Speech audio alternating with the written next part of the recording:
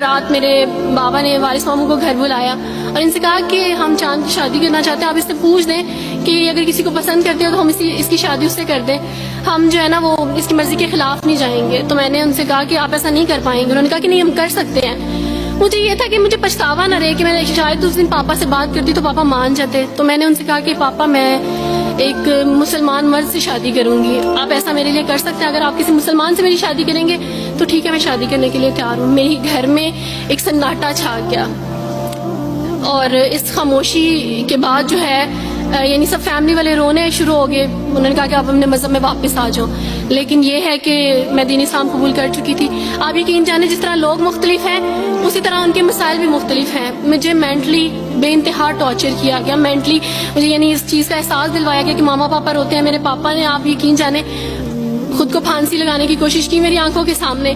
میری ماما نے خود پہ پیٹرول ڈال دیا اور خود کو جلانے کی کوشش کی میری آنکھوں کے سامنے.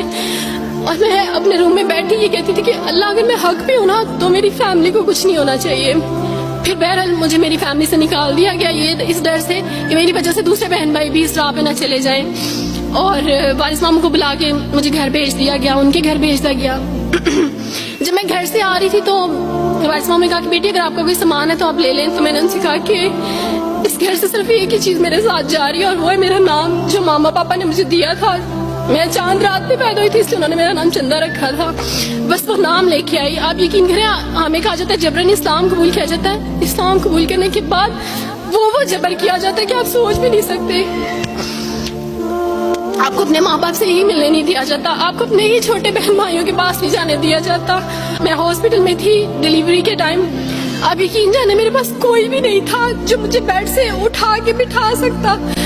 ایسے موقع پہ مجھے اپنے اپنوں کی ضرورت تھی لیکن میرے اپنوں کے جبر نے میری ماما کو مجھ سے دور رکھا. میرے بہن بھائیوں کو میرے کرسچن کولیگس نے ہی میری فیملی کو پریشرائز کیا کہ اس کو فیملی سے نکال دیں کیونکہ اگر آپ اس کو ملیں گے تو مزید لوگ بھی عبد الوارث کی طرح چندہ کی طرح اسلام قبول کریں گے. میں نا ہاسپٹل میں لوگوں سے کہتی تھی کہ میرا بیبی رو رہا ہے, کوئی مجھے بیبی پکڑا سکتا ہے. آئیڈیا ہی نہیں تھا ہاسپٹل میں کیا کیا لے کے جاتے ہیں. میرے پاس ایک ایسا دوپٹہ نہیں تھا جو میں چینج کر سکتی. ایسے موقعوں پہ آپ یقین جانیں آزمائش اور جبر اسلام قبول کرنے کے بعد ملتا ہے. مجھے آپ سب سے توقع ہے, آپ سب اسلامک اداروں سے توقع ہے کہ اب آپ ہمارے لیے سٹیپ لیں. ہمارے اپنوں نے تو ہمیں چھوڑ دیا, انہوں نے جو ہمارے ساتھ جبر کیا اس جبر کے بدلے آپ ہمارے ساتھ نیکی کریں. اب آپ کیا سٹیپ لیتے ہیں نیو مسلمز کے لیے جن پر یہ الزام لگایا جاتا ہے کہ ان پہ جبر کیا جا رہا ہے؟ ہم پہ جبر نہیں, ہم پہ جبر اسلام قبول کروانے والوں نے نہیں کیا بلکہ جن کے گھروں سے ہم آئے تھے اسلام قبول کرنے کے بعد جبر تو ان کی طرف سے تھا. ابھی کٹے بیٹھ کے روئی تھی.